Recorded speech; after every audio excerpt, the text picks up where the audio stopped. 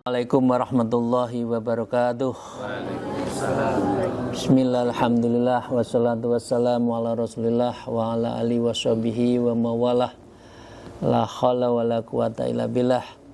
A'udzubillahi minasyaitonir rajim. Bismillahirrahmanirrahim. Ya ayyuhalladzina amanu taqullaha wa kunu ma'as-shadiqin. Para salikin, para jamaah rahimakumullah. Mari kita melanjutkan ngaji kita pada sore hari ini di kitab Tanbihul Mukhtarin tentang seharusnya kita khauf, takut mengenai tentang saat naza, saat kita akan dipanggil oleh Allah Subhanahu wa taala. Untuk itu mari kita lanjutkan. Setelah mari kita bersyukur alhamdulillahirabbil alamin ala kulli halin wa nimatin, dan senantiasa berselawat Allahumma shalli ala sayyidina Muhammad wa ala alihi washabihi. Para jamaah rahimakumullah, wa qala al muallif fi hadzal kitab wa nabima bi ulumiha fid darain amin ya rabbal alamin. A'udzubillahi minasyaitonir rajim. Bismillahirrahmanirrahim. Wa dakhalu ala Abi Bakar ibnu Abdillah ya'udunahu. Saat tertentu ada beberapa orang yang menjenguk Syekh Abu Bakar bin Abdullah. Fa kharaju ilahim yunadi baina rujulain. Kemudian para penjenguk itu membawa pelayan dua yang diminta untuk melayani Syekh Abu Bakar. Lalu mereka berkata, berikan doa kepada saya. Lalu beliau dari Syekh Abu Bakar bin Abdullah, faqala rahimahullah man istaghala bi ta'ati rabbih. Semoga Allah merahmati siapa saja yang menyibukkan diri dengan berbuat ketaatan kepada Tuhannya. Itu jawaban dari Syekh Abu Bakar kepada yang jenguk. Jadi kita diminta untuk sibuk urusan taat, bukan sibuk urusan yang lain. Qabla ayyashira ila misli hali hadza, sebelum ia menjadi seperti keadaan saya ini. Mumpung sehat, ya kita berbuat sebaik-baiknya. Kan ada lagunya Umairah kan, lakukan 5 sebelum 5 itu ya. Ya, sehatmu sebelum sakitmu, mudamu sebelum tuamu, kayamu sebelum miskinmu, dan lain sebagainya itu ya. Ya. Jadi kita menggunakan waktu itu sebaik-baiknya. Wa dakhalu 'alal ma'mun fi maradi, begitu juga ketika orang-orang masyarakat menjenguk Khalifah Al-Ma'mun yang sedang sakit. Khalifah Al-Ma'mun 3 makomnya ada di Irak, dekatnya Syekh Suhrawardi. Nah, Syekh Suhrawardi ada di masjid di pojok. Syekh Suhrawardi dalam pandangan ilmu tasawufnya mirip dengan Naqsabandi, tapi belum mempunyai tarekat nama Suhrawardiyah. Jadi ini satu rumpun dengan kita. Syekh Suhrawardi oleh orang Irak dinilai seperti Al-Halat, seperti Siti Jenar. Sehingga dengan demikian agak orang takut ziarah ke tempat ziarah itu. Saya dengan jamaah ziarah tidak dibuka kira-kira setengah jam ya Bu ya, yang ikut ya, setengah jam sampai akhirnya Allah membukakan juga pintu masjidnya tertutup, akhirnya kita bisa ziarah di Syekh Suhrawardi. Nah, di ujung kirinya adalah Khalifah Al-Ma'mun ketika Syekh Suhrawardi sebagai penasehat spiritualnya kerajaan ya Abbasiyah, negara Abbasiyah. Jadi biasanya kalau ada seorang khalifah, biasanya ada juga yang spiritualnya, mursyidnya itu ada, dan selalu tidak jauh untuk selalu minta berkonsultasi. Allah memberi kemudahan saya waktu itu dengan jamaah bisa berziarah ke makamnya Syekh Suhrawardi itu. Maka setelah menyuruh itu para pelayan, justru Syekh Al-Ma'mun yang tadi dikunjungi malah mengatakan ayyaf rasul tahtahu ala dabbahi wa yafstu alaihi ramman. Wahai yang hadir pada saya, tolong carikan saya kotoran hewan, hamparkan di depan saya. Fasoro yatamarrahu alaihi wa tamarrahu wa qala. Kemudian presiden tadi Syekh Al-Ma'mun tadi gulung-gulung di kotoran, bisa onta, bisa kerbau, kira-kira kering tapi kira-kira kan gitu kan, dia bergulung-gulung sambil berdoa, ya man la yazulu mulkuhu irhamman qad zala mulkuhu, wahai zat yang tidak pernah sirna kekuasaannya, kasihanilah saya sekarang, saya sudah tidak punya kekuasaan lagi dan kekuasaan saya hanya Engkau. Jadi dia tidak mengagungkan beliau sebagai khalifah. Sekarang Bapak Ibu sekalian, menteri saja siapa, berapa yang mendayang-dayangi kan, ada mobil ini depan belakang ini, dan dia tidak menjadi diri sendiri ketika sendiri. Dia akan menjadi gagah kalau banyak yang kawal. Nah, ini manusia sekarang ya. Ini raja, ini Khalifah Al-Ma'mun Abbasiyah, justru dia merasa saya bukan siapa-siapa dan Engkau yang Maha Kuasa itu. Jadi tidak ada yang perlu dibanggakan di dunia ini. Jabatan, kekuasaan, harta, fisik, semua akan sirna dalam saat tertentu dan tidak ada yang abadi yang ada di dunia. Dan tidak perlu untuk dielu-elukan seseorang itu. Wadakhulu ala Uqbal Ghulam, Syekh Utbah bin Ghulam, beliau juga sedang sakit, kemudian dijenguk.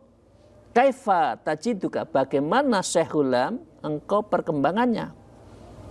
Justru beliau berdendang ketika beliau dijenguk itu, dendangnya begini. Kharajtu minad dunya wa qamat qiyamati. Saya pasti keluar dari dunia dan sebentar lagi saya akan mati, kiamat. Ghudatun yakillul hamiluna janazati. Esok akan sekali orang yang menggontong saya sudah sebagai jenazah. Wa ajjala ahli khafra qabri wasyairu, dan telah bergegas keluar saya menggali kuburan saya, dan mereka akan tidak sabar segera pindah kan? Mana ada orang nunggoni makam istrinya, suaminya 3 hari 7 malam tetap di situ, nggak ada. Berarti sesudah dimakamkan ya sudah ditinggal. Apa yang kita banggakan? Kalau sudah itu, anak, cucu, keluarga, suami, istri juga meninggalkan kita, kok nggak ada yang ikut bersama kita kok. Jadi cinta di dunia itu sebetulnya nisbi. Sesaat. Ya untung Bapak Ibu sekalian kita punya suami istri ya cintanya di rumah kan. Nah, begitu di luar kerja lupa rumah. Kembali ke rumah cinta lagi. Tapi artinya apa? Mahabbah itu urusan manusia, urusan dunia sifatnya sesaat. Kalau mahabbah sejati adalah Allah. Qul in kuntum tuhibbunallah fattabi'uni. Jika engkau mencintai Allah, ya, fattabi'uni, ikuti saya, kata Rasulullah yang tidak pernah putus mencintai, karena mahabbah itu adalah yang terdalam di dalam hati nurani. Khuruji wa ta'jili ilaihi karamati, keluarnya saya, bergegasnya saya menuju kuburan adalah buat saya kemuliaan. Tidak apa-apa kamu nggak ikut, justru saya akan segera berjumpa Allah. Yang hidup pulang lagi ke rumah. Ka'annahum la ya'rifu qattun surati, seolah-olah mereka tidak mengenal saya sama sekali, rupa wajah saya. Ya, barbur ya. Barbur itu Jawa ya. Barbur ya sudah ya, dulu kamu suami istri saya tapi sekarang sudah 41 hari masa iddahnya selesai ya. Mana ya? Manusia itu manusia.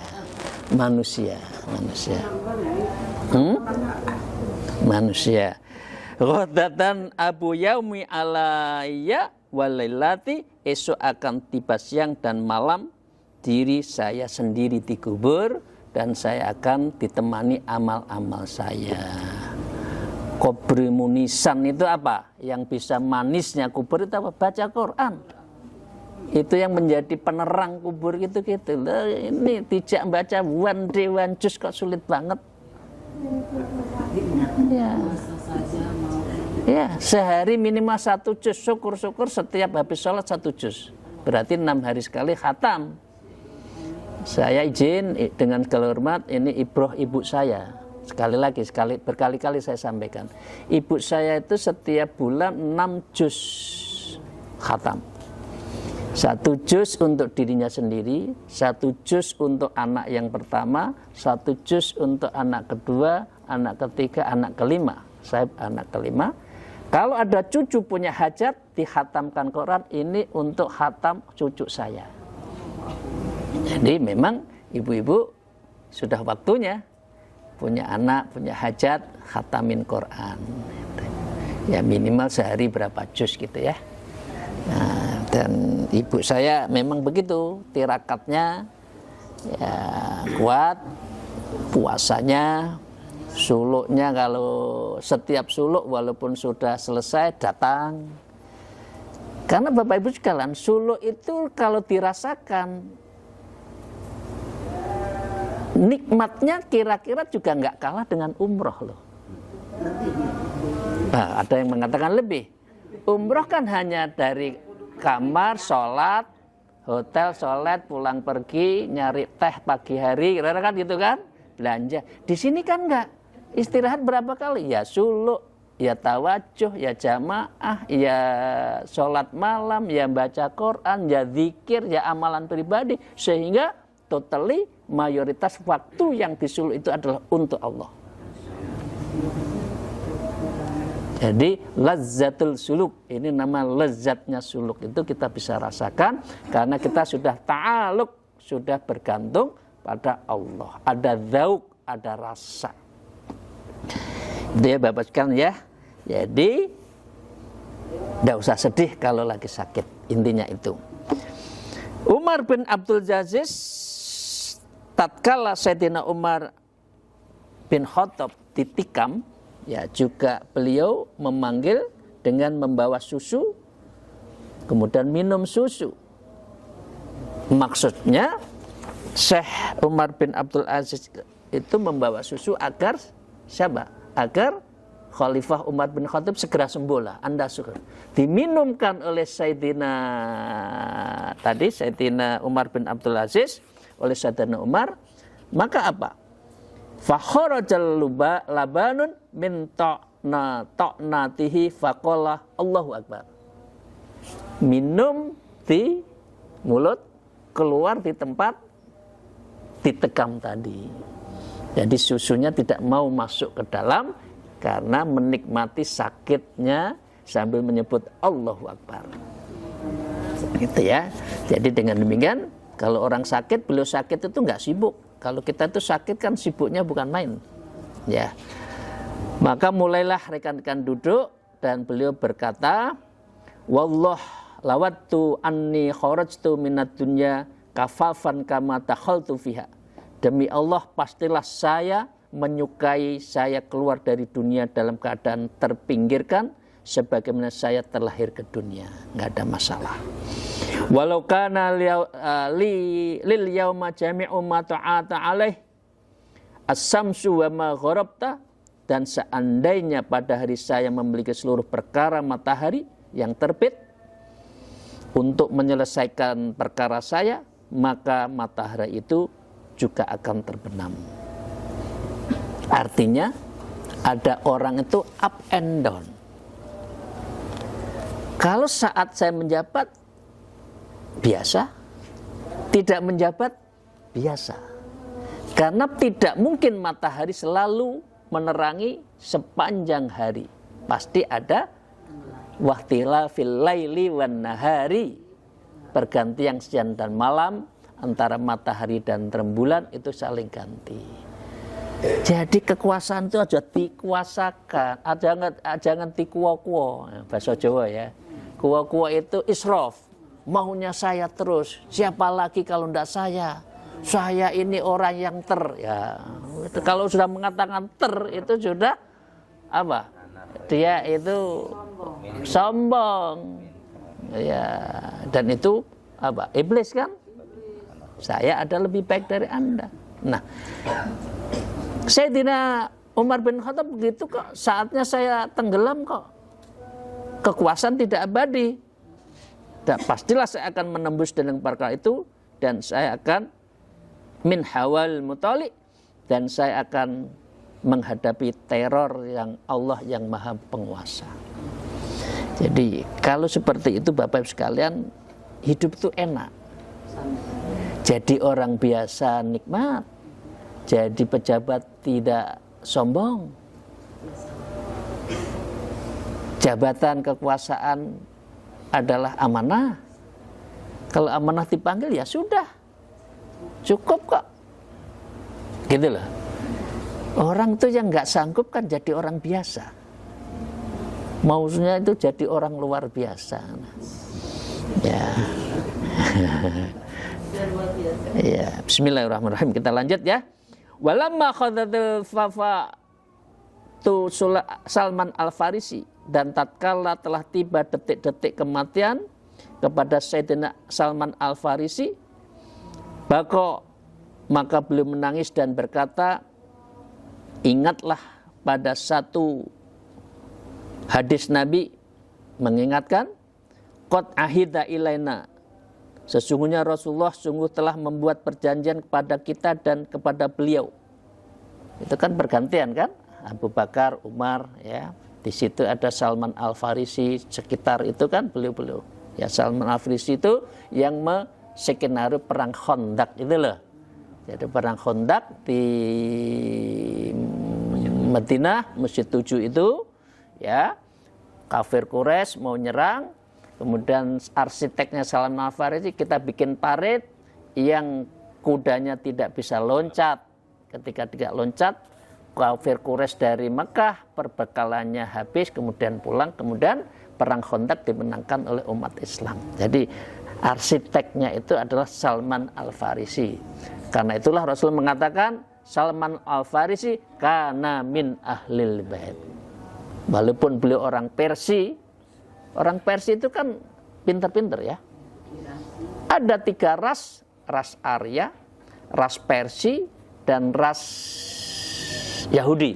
Itu orang yang IQ-nya pinter-pinter semua. Karena itu mengapa sekarang, ya tapi tidak usah saya bahas ya.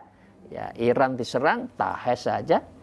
Ya, Khamenei meninggal, nggak ada itu demo, nggak ada itu heboh dalam negeri. Pilih lagi pemimpin, perang lagi. Nah, kira-kira itu untuk memerdekakan Palestina yang itu haknya umat Islam. Ya. Apa? Rasulullah bersabda, liyakun bulghatu ahadukum minat dunya kadzakir raqib. Hendaklah adanya perbekalan seseorang hamba di kalian di dunia ini seperti berbekalan kalau Anda sedang bepergian. Ibu, bapak sekalian yang dari Bandung, sini bawa bekal enggak? Jalan kaki atau naik mobil? Punya uang kan? Yang dari Sidoarjo juga sama kan. Ibu-ibu kesini ke pondok saja bawa bekal. Ini mau ke akhirat kok enggak mau bekal. Umur 70, 80 belum mengenal Allah. Suluk tidak mau. Makrifat tidak ada. Terus untuk apa hidup seperti ini? Itulah.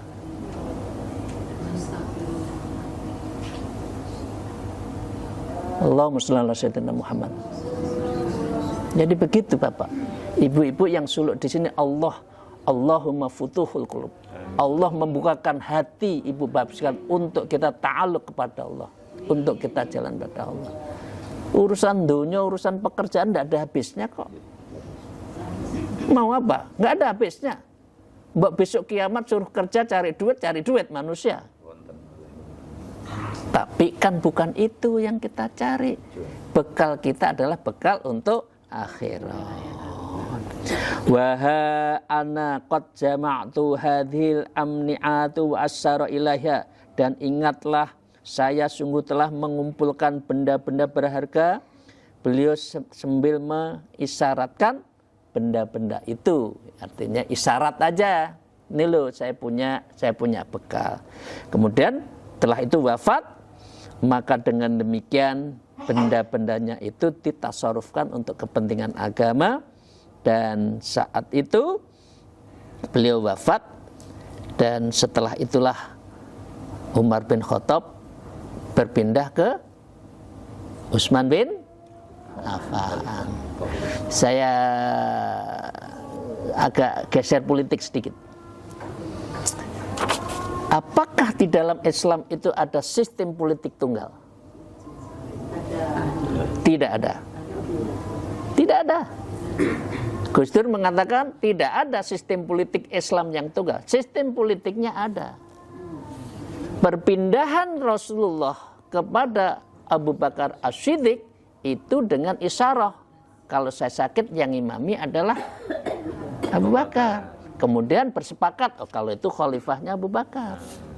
Abu Bakar kepada Umar, nanti pengganti saya Umar ya. Mengapa? Zaman itu rakyatnya sudah mulai nggak mau bayar zakat. Perlu pemimpin yang keras, yang tegas, Umar. Nah, kemudian yang ketiga baru Utsman bin Affan melalui waktu itu ahli halli wal aqdi. Kayak milihnya NU, seperti saya dipilih, Rois Ali, Mudir Ali dipilih melalui ahli halli wal aqdi. Orang-orang terpilih milih ini. Kemudian yang keempat, kemudian ke Ali. Ali melalui pemilihan yang saat itu tidak Ali menang kan, walaupun akhirnya dibohongi oleh Muawiyah, kira-kira kan gitu kan. Jadi dengan demikian tidak ada sistem tunggal politik di dalam Islam. Sistem politik ada tapi tidak tunggal, bisa monarki, bisa demokrasi, bisa republik, bisa mamlakah seperti Arab Saudi, bisa negara seperti Iran yang mengatakan Republik Islam Iran. Tergantung. Ini ngomong politik dikit ya, nggak apa-apa ya. Prinsipnya di dalam negara yang mempunyai Islamic value itu 5. Pertama adalah asyura, ada musyawarah. Yang kedua adalah al-istiqlaliyah, ada kedaulatan, ada kemerdekaan. Yang ketiga adalah al-musyawah, ada kesederajatan, equality before the law. Ya, semua manusia di hadapan hukum dan pemerintahan adalah sama. Ya. Terus yang ketiga, yang keempat ada namanya al-adl, keadilan. Yang kelima adalah al-haq, kebenaran yang di dalam pemimpin. Sila kelima sila dalam Pancasila bertentangan dengan 5 ini enggak? Enggak. Karena itulah menurut NU, negara Indonesia adalah upaya final dari umat Islam di Indonesia. Begitu keputusan dari Muktamar ke-27 NU di Situbondo. Jadi orang NU nggak usah berbicara, tidak usah ngutak-ngutik, tidak usah mempertanyakan Pancasila, Undang-Undang Dasar, karena mereka itu adalah semua substansinya adalah Islam. Tidak usah disebut negara Islam, tapi sesungguhnya Indonesia secara substansi adalah mempunyai nilai-nilai Islam. Kok masih ada yang bertanya-tanya, ngutak-ngutik, kita harus negara khilafah, kita harus HTI itu ya. Ya itu yang pahamnya salah. Kalau yang salah paham kan gampang dikasih tahu. Tapi kalau pahamnya yang salah itu yang repot. Masalah. Kan ada dua ya, salah paham dan pahamnya yang salah. Tapi sekalian, maaf ini karena menyangkut Abu Bakar Umar, jadi agak politik sedikit ya. Biar ibu-ibu bapak sekalian lebih horizonnya suluk di sini itu lebih luas lah. Ya, jadi bukan hanya urusan zikrullah, tapi adalah menyangkut tentang tafakur fit dunya, memikirkan terhadap dunia. Ini bagian dari bersyukur pada Allah. Maka sejujurnya saya sedang menunggu utusan dari Tuhan saya akan mendatangi saya. Tadi Sayyidina Umar bin Khattab, ini ntar lagi nih malaikat Israel datang ke saya. Tidak tahu ya. Maka dengan saya tidak tahu wala adri hal yusarrinu ya bil jannati au binar. Sekelas Umar bin Khattab tidak tahu la adri hal yasrifi fil jannah, apakah saya nanti setelah dicabut itu masuk jannah au binar atau saya masuk neraka, saya enggak tahu, tergantung utusan nanti ini. Kalau saya nazaknya sakit karena tidak pernah zikir, tidak pernah menyebut Allah, tanda-tanda ini masuk nerakanya lama. Tapi kalau lerem, senyum, ya sambil tidur. Ayah saya itu wafatnya tidur. Tahu-tahu wafat aja. Jadi jam 3, jam 4 masih dengan saya ngobrol tentang kehidupan, tentang ilmu toreko, tentang substansi. Beliau mengatakan, "Le, sudah subuh, kamu subuhan." Saya tinggal subuh, wafat di situ. Ya karena beliau ahli Quran. Bapak saya itu ahli Quran. Selain juga khulafa dari Naqsyabandi, jadi sudah ngajari juga tawajuan di rumah. Bapak itu pokoknya bekal yang paling baik di dunia untuk menuju akhirat itu thariqah, dan suluk itu memang kunci kita kebahagiaan. Amin ya rabbal alamin. Sedikit lagi. Pada saat tertentu Syekh Muhammad bin Al-Mundakir beliau menangis ya menjelang kematian. Faqila lahuma yubkika, maka engkau menangis wahai Syekh Muhammad Al-Mundakir, maka beliau menyatakan abki ala dunubi alladzi ra'aituha fi aini hayyinatan wa hiya indallahi azimatun. Saya menangis karena dosa-dosa saya yang saya menganggap dosa itu adalah remeh kecil. Wa hiya indallah, dan dosa itu di dalam pandang Allah azimatun, dan itu adalah besar sekali. Kemudian beliau nangis istighfar. Falamma khadha Muhammad ibn Sirin al-waqafu baka, maka beliau akhirnya menangis dan akhirnya minta ampun. Kemudian disitulah beliau wafat. Terakhir, dalam hal Syekh Muhammad bin Sirin juga seperti itu. Saya menangis karena keteledoran saya pada hari saya yang berlalu, karena saya akan dimasukkan dalam api yang sangat panas.